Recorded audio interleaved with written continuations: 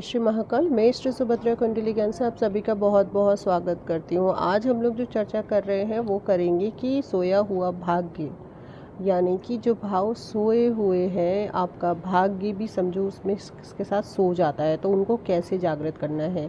तो सबसे पहले मैं आपको बता दूं कि जो भी भाव सोए हुए हैं वो अपनी एज पे खुद ब खुद जाग जाते हैं, इसलिए आप लोगों को परेशान होने की ज़रूरत नहीं है कि जैसे। और सोया हुआ भाव कैसे जानेंगे? सोया हुआ भाव जो है, जैसे कि मान लीजिए कि आपका खाना नंबर 1 है, उसमें कोई भी ग्रह नहीं बैठा हुआ है और ना ही किसी ग्रह की दृष्टि पड़ रही है, तो उसे सोया हुआ भाव कहेंगे। यानी 1 नंबर जो है आपका, एक पहला भाव जो है वो आपका सोया हुआ है। इसी क्रम में दूसरा, तीसरा, कोई भी ग्रह ना बैठे होने पे और उस भाव पर किसी भी ग्रह की दृष्टि किसी भी प्रकार से ना पड़ रही हो, उसे सोया हुआ जानते हैं। दूसरी चीज़, सोया हुआ भाग आपका कैसे जग सकता है, उसके लिए हम लोग आगे चर्चा करेंगे। लेकिन आप ये सीधे सीधे जान लें कि जो भी भाव सोए हुए हैं वो अपनी एज पे, यानी कि अपने समय आने पे खुद ब खुद जाग जाते हैं। जैसे कि अगर मैं बात करूं, सूर्य यदि आपका किसी भाव में है और वो भाव सोया हुआ है, तो जब सूर्य आपका 22 साल की अवधि में खुद ब खुद जाग जाता है, चंद्र 24 में जागता है, शुक्र 25 में जागता है, बुध 34 साल में जागता है, आपका राहु 42 में जागता है, केतु सबसे ज़्यादा समय लेता है, 48वें साल में आपका केतु जागृत होगा, शनि 36वें साल में जागृत होता है। तो ये तो ग्रहों की अवधि है कि ये किस समय जागृत होते हैं। यदि कोई प्लैनेट किसी भाव में नहीं है, कोई ग्रह नहीं है और कोई ग्रह नहीं देख रहा, तो मैंने आपको बताया कि सोया हुआ कहलाता है। फॉर एग्ज़ाम्पल, यदि आपका पहला भाव जो मैं बात बता रही हूँ कि यदि वो सो गया है, तो पहला भाव किसका होता है? मंगल के अधिपत्य में है। तो आप सिंपल सी रेमेडी है इसके लिए कि आप मंगल का रत्न पहन लें, मूंगा धारण कर लें, हनुमान चालीसा, हनुमान जी की पूजा पे ध्यान दें, हनुमान जी के भक्त बन जाएं बिल्कुल, तो आप अपने पहले भाव को जागृत कर लगेंगे।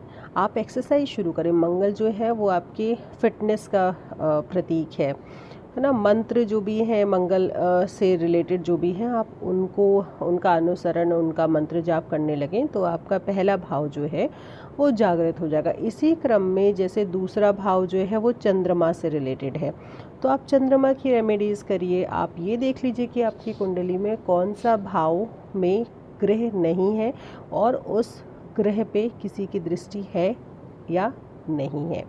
तो सिंपल सी रेमेडी स्टेप बाय स्टेप आप करिए, आपको फल ज़रूर मिलेंगे और आप अपने भाव को जगा सकेंगे।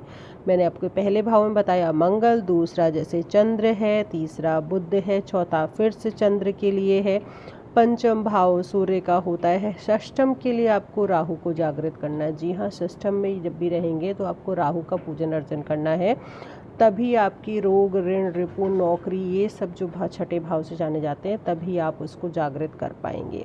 इसी क्रम में सप्तम भाव है, शुक्र के लिए जाना जाता है, आप शुक्र की रेमेडीज़ करिए। आपको अष्टम फिर से मंगल के लिए जाना जाता है, आप मंगल की रेमेडीज़ करिए। गुरु है नवम के लिए, दशम के लिए फिर से मंगल है, 11वें के लिए आपका शनि है, दशम के लिए भी आपका शनि है, और 11वें के लिए भी शनि जाने जाते हैं, और 12वें भाव के लिए आपके गुरु जाने जाते हैं। तो इनके अधिपत्य, इनका जो मालिकाना हक है, उसी के अनुसरण आप करिए और उसी के अनुरूप अपने भाव को जगाइए। तो बहुत ही आसान, मैं इधर उधर की घुमाव फिरा वाली बातें नहीं, सटीक टू द पॉइंट बात आप लोगों के सामने रख रही हूँ। आप उन चीज़ों को देख के अपनी कुंडली भी अच्छे से आप देख सकते हो और अच्छे से उसको आप भाव को जागृत भी कर सकते हो। और एक और चीज़, जैसे कि मैंने आपको बताया कि ये अपने समय आने पे या कुछ ऐसे इंसिडेंट्स होते हैं कि ऑटोमेटिक आपके भाव जागृत हो जाते हैं। जैसे कि मान लीजिए किसी का पंचम भाव सुप्तावस्था में है, पंचम भाव यानी कि संतान का, विद्या का, तो ज्ञान का भाव, इस पे कोई ग्रह नहीं और किसी की दृष्टि नहीं पड़ रही है, तो आपकी एक अवस्था ऐसी आती है कि जब आपकी संतान हो गई शादी के बाद, तो ऑटोमेटिक वो आपका पंचम भाव सोया हुआ जग जाता है। उसी क्रम में यदि आपका 22वें वर्ष में आपका सूर्य, जैसे नौकरी लग गई तो आपका सूर्य जाग जाएगा, तो ऐसे ही सबका एज क्राइटेरिया डिसाइड है, तो उसी क्रम में वो जाग जाते हैं।